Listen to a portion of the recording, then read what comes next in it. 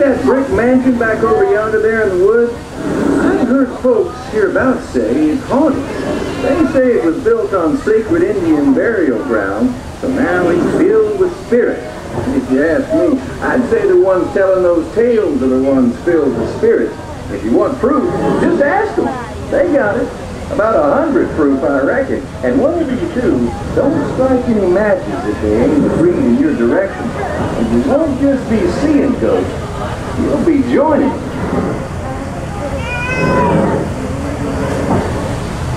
We're approaching Liberty Square, which is home court for us. We'll be putting into dock shortly, so those of you on the upper two decks might be of a mind to collect all your parcels and head to the lower deck.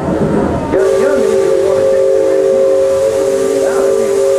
On behalf of the captain, myself, and the crew, thanks for flying the waterways with us, and I hope I see you next time round the river bend. Thanks, Sam, and thank you, everyone, for traveling the rivers of America with us today.